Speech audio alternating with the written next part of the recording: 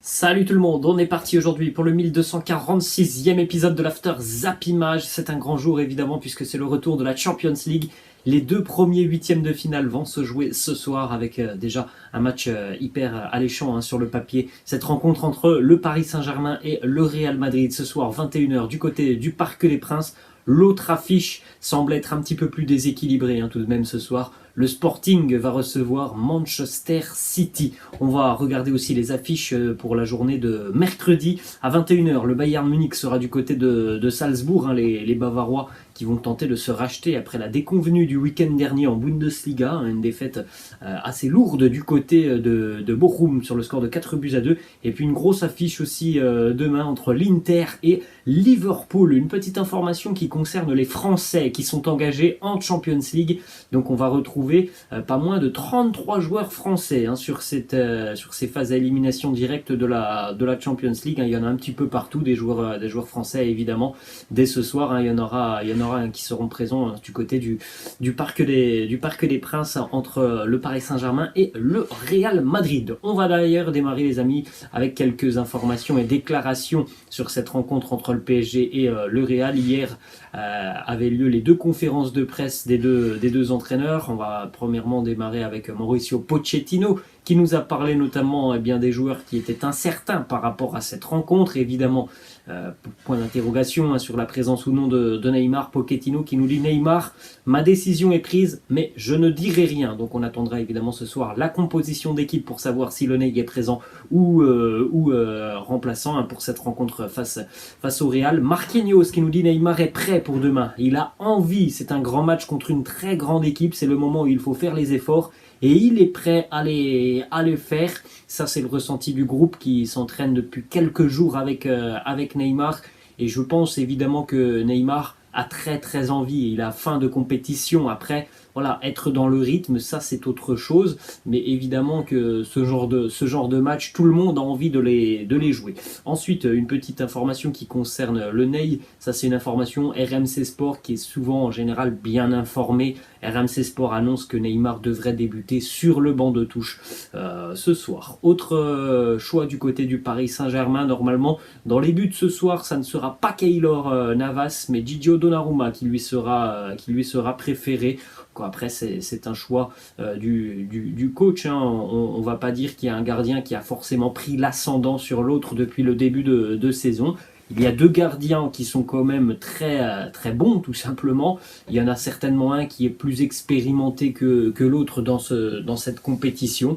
C'est évidemment Keylor Navas qui a remporté beaucoup d'ailleurs de Ligue des Champions avec le Real Madrid. Après, on ne peut pas dire que c'est un mauvais choix de titulariser Gigio Donnarumma.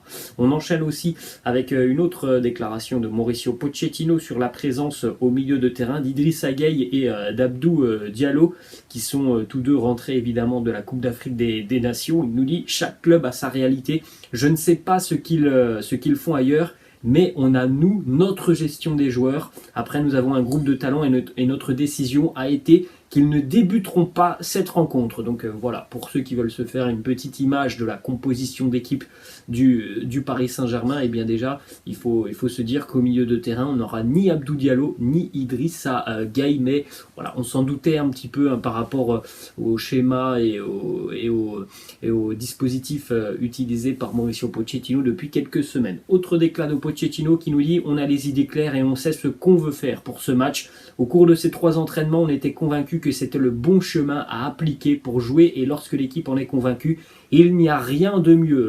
Le Paris Saint-Germain a travaillé évidemment pour se peaufiner face au Real Madrid. Ensuite, une déclaration hier de Marquinhos, le capitaine parisien qui était en conférence de presse hier. Marquinhos est quelqu'un qui est relativement calme normalement en conférence de presse.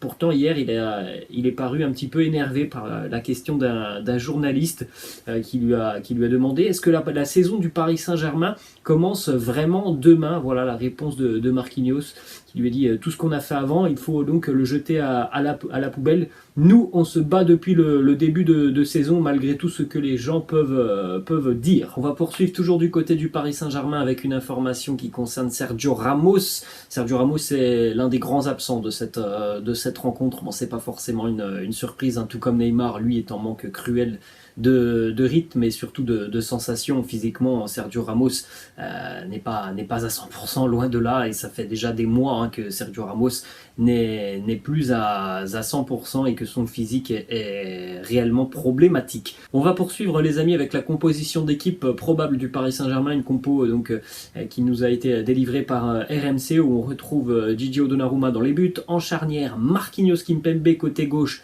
Nuno Mendes côté droit, Hakimi, le trio au milieu de terrain composé de Leandro Paredes, Danilo Pereira qui fait vraiment de bonnes choses depuis quelques semaines, et évidemment Marco Verratti, et puis donc en attaque le fameux trio Kylian Mbappé, Léo Messi et Angel Di Maria. Ensuite, on va enchaîner les amis du côté du Real Madrid, une déclaration de Carlo Ancelotti sur le système de jeu du Real ce soir. On pourrait se poser des questions, est-ce que le Real va évidemment continuer dans son schéma habituel, le 4-3-3, ou peut-être passer sur un 4-4-2. Après, évidemment, un schéma, ça c'est ce qu'il y a sur le papier, ça s'adapte. Lorsque le match débute, un 4-3-3 peut très rapidement devenir un 4-4-2. En tout cas, Ancelotti hier a annoncé: je ne changerai pas le système, on va jouer en 4-3-3. Il n'est pas impossible qu'un milieu joue sur l'aile, mais cela paraît compliqué, on a pas mal d'ailiers disponibles pour occuper ce poste. Ensuite, une petite image sur le passif de Carlo Ancelotti dans la compétition. C'est quand même un homme très très expérimenté en Champions League, l'entraîneur madrilène. Il est 3 fois vainqueur de la Ligue des Champions, il est numéro 1 d'ailleurs avec Paisley et Zinedine Zidane, 4 fois finaliste, numéro 1 avec Munoz, 19e campagne de Champions League, numéro 3 derrière Alex Ferguson et Arsène Wenger. On peut difficilement faire mieux que Carlo Ancelotti aujourd'hui en termes d'expérience dans la coupe aux grandes oreilles. Ensuite, évidemment, du côté du Real Madrid, les informations qui sont tombées hier de la conférence de presse, c'est ce qui concerne Karim Benzema. Déjà, c'était une énorme surprise de voir Karim Benzema présent en conférence de presse.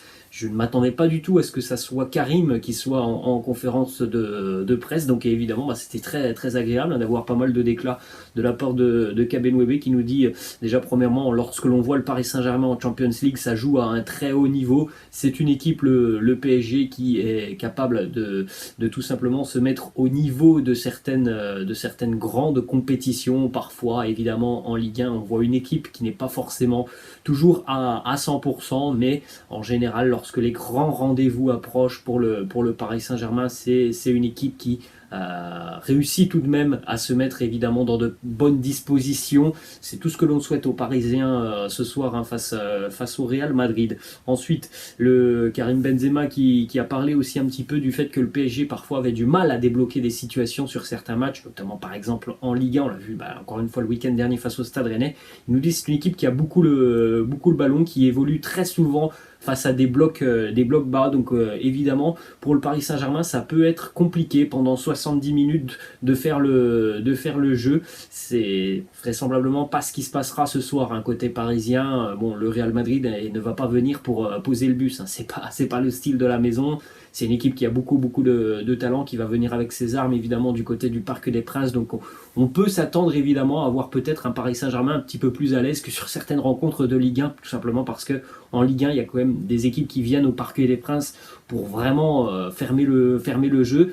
Ça fonctionne évidemment, mais ce soir en Ligue des Champions, ça ne devrait pas être le cas. Il n'y a pas une différence de niveau énorme entre le PSG et le Real Madrid. Le Real Madrid va répondre coup pour coup. Ensuite, Karim Benzema évidemment sur sa situation, sur le plan physique. Comment est-il, comment évolue-t-il depuis sa blessure? Quels sont son ressenti? Quel est son ressenti actuellement? Quelles sont ses sensations? Karim Benzema qui nous dit: je suis à 100% dans ma tête, je suis très bien, j'ai bien récupéré, mais il me faut des sensations sur le terrain. Il y a un entraînement aujourd'hui et je vais me tester et on verra ensuite.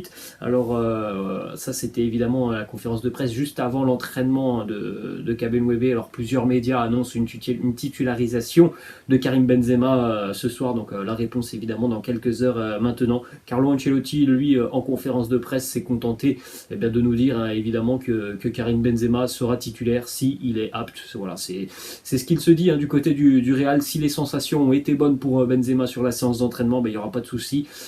Karim sera présent. De ce que l'on voit, du sourire affiché par Benzema pendant la conférence de presse, de ce que l'on a vu aussi de la séance d'entraînement. On voit un Karim Benzema qui a l'air quand même plutôt en forme et qui n'a pas l'air de ressentir de gêne par rapport à cette blessure. Donc potentiellement on peut s'attendre à voir Karim évidemment débuter cette rencontre ce soir. Ensuite, une autre déclat de Karim Benzema évidemment sur le fait d'affronter Kylian Mbappé ce soir. Il nous dit c'est particulier de jouer contre Kylian et on le sait, un jour il pourrait arriver au Real Madrid, mais l'important c'est de gagner le match. L'amitié, on verra par la suite. On va se diriger maintenant les amis du côté de Manchester City. 3 déclarations de Pep Guardiola. Les Sky Blues seront du côté du Portugal ce soir pour affronter le Sporting. Pep Guardiola qui nous dit personne n'est intouchable, même pas moi, le club est au-dessus de nous. Tous, ce que je cherche, c'est de gagner. Pour les gens qui font 5-6 heures de voiture, de train pour aller nous voir faire une bonne prestation, le meilleur moyen est que chacun fasse de son mieux. Voilà l'exigence que demande Pep Guardiola à tous ses joueurs. Le Pep Guardiola s'est aussi exprimé par rapport donc à l'équipe, par rapport au ressenti des Sky Blues depuis quelques semaines. Il nous dit l'harmonie dans l'équipe cette saison est exceptionnelle. Nous nous connaissons bien. Ça fait déjà 6 saisons que nous évoluons ensemble. Nous les connaissons parfaitement et acceptons les bonnes et les mauvaises choses. Tout le monde se bat pour les autres. On a l'impression de voir une équipe de City qui continue de progresser, hein, malgré le fait que ce soit une équipe qui quasiment chaque année bat des records. Mais on a toujours l'impression que cette équipe elle est en train de progresser. Après voilà, le répondant maintenant pour les Sky Blues, c'est la Ligue des Champions. L'année passée, City a échoué en finale. Faire mieux cette année, Pep Guardiola l'a annoncé, hein, ça sera évidemment très très compliqué quand tu es allé en finale la saison passée. Pep Guardiola s'est aussi exprimé sur l'avenir de Raheem Sterling. Il nous dit à l'avenir, je ne sais pas ce qu'il va se passer car c'est le club qui décide. Quand il prolonge les contrats des joueurs, je donne mon avis, mais c'est le club qui prend toujours les décisions. Il s'était exprimé aussi il y a quelques mois maintenant sur Raheem Sterling et avait annoncé que voilà, par exemple si le Barça arrivait, eh bien voilà, le club Citizens ne poserait pas de soucis à un départ de Raheem Sterling. Donc on suivra ça évidemment sur le mercato estival. Ensuite on va se diriger les amis du côté de l'Angleterre où Christian Eriksen a rejoué hier lors d'un match amical entre Brentford et Southend d'une équipe de division 5 anglaise. Bon, Brentford s'est imposé. Christian Eriksen a joué 1 heure hier sur cette rencontre. D'après le communiqué du club londonien, il a été très actif au milieu de terrain et a même délivré une passe décisive. Ensuite, les amis du côté de l'Angleterre toujours, Manchester United va affronter Brighton ce soir en Premier League. Ralf Rangnick, l'entraîneur des Red Devils, était en conférence de presse hier, une déclaration qui ne va pas faire plaisir aux supporters de Manchester United, mais au final c'est une déclaration plus qu'honnête de la part de Ralf Rangnick qui nous dit finir 4e, je pense que c'est ce que nous pouvons obtenir de mieux. Il est conscient des qualités et surtout des faiblesses de son équipe. Manchester United n'est pas au niveau évidemment de City, n'est pas au niveau de Liverpool, n'est pas au niveau de Chelsea. Et il ne faut pas se voiler la face, Manchester United va se battre pour la 4e place en Premier League.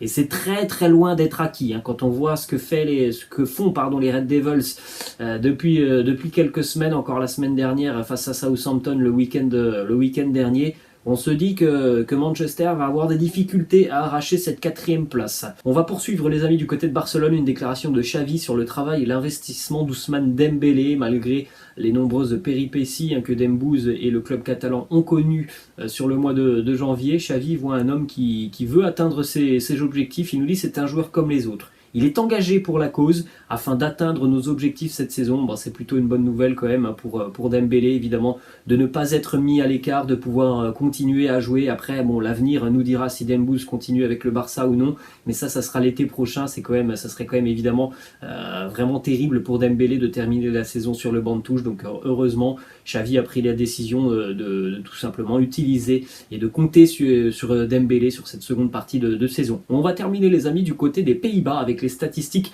de Sébastien Haller, l'attaquant donc de l'Ajax, hein, depuis qu'il est arrivé du côté de Amsterdam. C'est 41 buts en 51 matchs pour Sébastien Haller, l'attaquant ivoirien qui fait des merveilles avec l'Ajax. 28 buts toutes compétitions confondues cette saison avec son club qui est évidemment qualifié en Champions League. L'Ajax jouera la semaine prochaine. Voilà les amis, la fin de cet After Zapima. J'espère que ça vous a plu. N'hésitez pas à lâcher un petit like, n'hésitez pas non plus à vous abonner à la chaîne pour ceux qui veulent retrouver un débrief de la rencontre rencontre ce soir entre le Paris Saint-Germain et le Real Madrid, eh bien j'en proposerai un, mais il se trouvera sur ma chaîne Robinho Real Madrid. Voilà les amis, la fin de cet After Zap Image. Je vous laisse, je vous dis à ce soir pour ceux qui voudraient retrouver un petit débrief. Ciao les amis.